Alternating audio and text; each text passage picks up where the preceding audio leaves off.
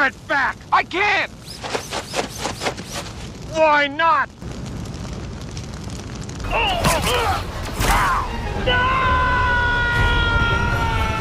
Are you mad at me?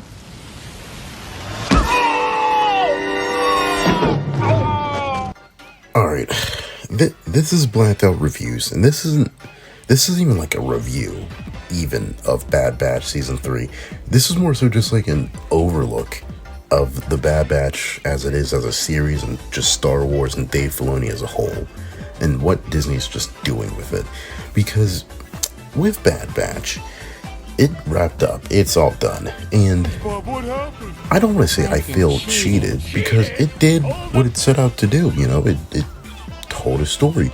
But is it just me, but do I feel like you feel kind of cheated, you know what I mean, in a sense? Because with the Star Wars season finale, we ended off to where it just doesn't feel like a real finale. Like, yeah, the stakes are high, you know, like everything's going tits up, but I don't really feel as if I really cared. And this goes for the Bad Batch as a show overall, because whenever it was announced during, you know, Clone Wars, I was hyped, but that was just because I was in Clone Wars mode, you know?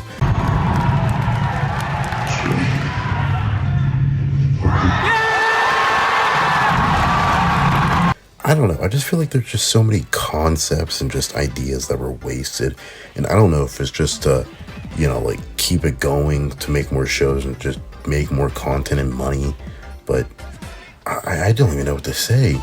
It's not even just because of the filler reason. Like, everybody jumped on this show for having so many filler episodes, which they really do. And perfect example is because of this season. Because imagine this, you have, you know, like, Omega getting kidnapped for like the 15th time, right? And then we get to go get information. We gotta, you know, break her out. What do? We get to go get Rampart. Okay, filler episode. Whatever. Okay. Now, we need to go get the Tantus. Filler episode. Again. Now, we get the Tantus. What do? We just fight in a jungle and fight another mandatory monster fight. Another filler episode. And then we just have a season finale, which isn't bad.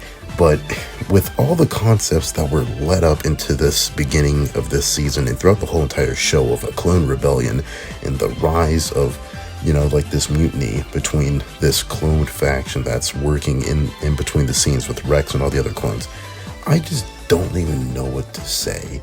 Because in this season, we got to see Rex's like full clone, you know, like rebellion force. We got to see, you know, Commander Wolf, and there's nothing to it. And maybe they're setting up a sequel show, but why should I care? You know what I mean? Like, it just feels like it's just Disney just needing content just because it just looks good, you know, to stockholders. It just looks good to Star Wars fans because they go like, hey, look, we have new content to watch. And I just don't even know what to feel at this point, because I just feel like this whole show was just spinning its thumbs and just like not even knowing what it wanted to do.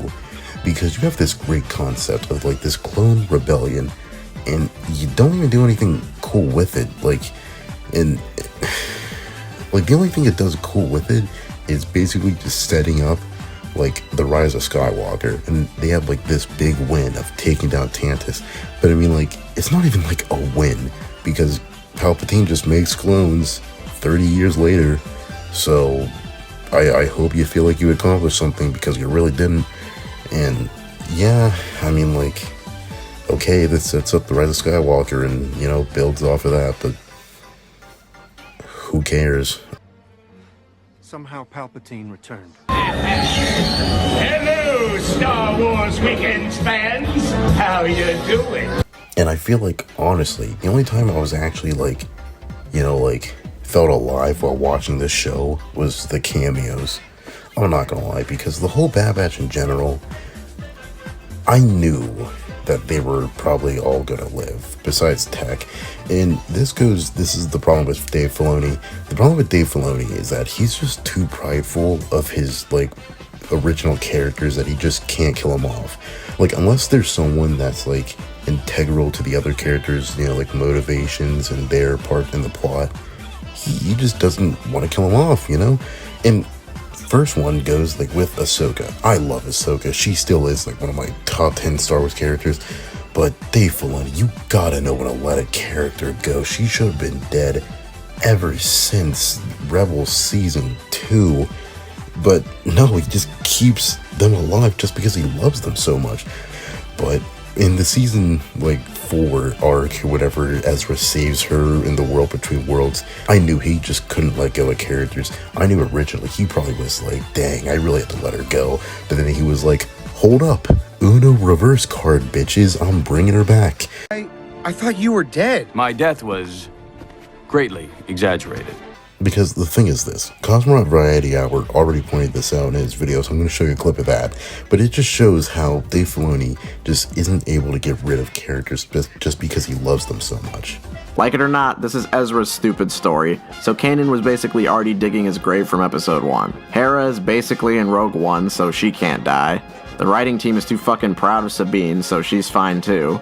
Chopper and Zeb are comic relief, so they can't die either. This is why I didn't watch these episodes when they aired. This show doesn't exactly throw surprises at you. And going into Bad Batch, I kind of knew the same thing would happen. You can't kill off Omega, she's the fun kid. Hunter's the main character. Wrecker's, like the fun, goofy character. And everybody loves Crosshair. Tech, I kind of knew he was on the chopping block. But it kind of just shows how with these shows recently, there's a pattern to where the stakes aren't that high. And if they are high, it's just an illusion, honestly. And it's not to say that it's bad content. I somewhat do still enjoy it. I still love these shows. But I just can't avoid the fact that I see the flaws in the same stuff he does on a regular basis.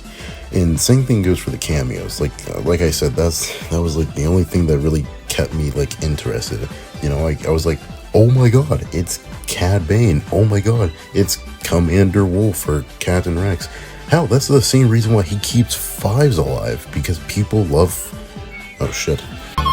Marker. Hell, that's the same reason why he keeps Echo alive, because I knew he wasn't gonna die, because he's a beloved... Hell, oh my god, that was the start of it. That was the start of him not wanting to get rid of his beloved characters, because he holds on to them so tight. My god. And then comes his, care about the, expanded universe, or should I just say stuff that he doesn't work on because he just doesn't care about it. So in the season finale, he kills off Scorch from Clone Commandos, and honestly I felt a little bit pissed, and not because I really played the game that much. I'm not a big fan of first person shooters, but it's kind of just the fact of where you kind of just took someone else's work, someone else's character, and kind of just said, you know what, go fuck yourself. People love this character, the fans love him. I'm gonna have him just be I know that guy character for fans. He's there, but I just don't give a fuck. Because that's what Dave Filoni does with characters he just doesn't work on or really care about. And Sheev Talks makes a good point about this in his Dave Filoni video of how he just kind of just picks and chooses and just doesn't care about other people's work and just only worries about his. And that's not a fault. Well, it is a fault, but the thing is, I do appreciate what Dave Filoni did. Hell, he's probably the reason why I love Star Wars, because of the Clone Wars. But dude, I just it's hard to notice the cracks and not be able to address them. And with Bad Batch, it's just so hard because there's just so much filler. There's barely any character, and it just feels like they're just going around in circles and just having it just be another piece of Disney product, another brand, another soulless piece of just product content that they could just put out and just have Star Wars fans enjoy. And the thing is I just don't know if I can take it, honestly. I mean, I'm gonna watch Tales of the Empire, review that probably. I'll do it for Acolyte, I'll do it for every other goddamn Star Wars project. I don't know, I didn't even want to talk about Bad Batch as a show just for how mediocre it is. I guess if I were to give it an overall score, maybe a 5 out of 10, maybe another 5 out of 10 for this season. I don't know, man, it's just how do you waste potential this much? bullshit is happening in the galaxy. A Sith Lord that's totaling up the Chancellor is back on his messy bullshit again, and spilled some tea to start more drama. Meanwhile, unstable Jedi Knight Anakin Skywalker, a sassy bitch, and his child soldier proceed to commit several war crimes and blow shit up for the next 20 minutes. And Jar Jar Fox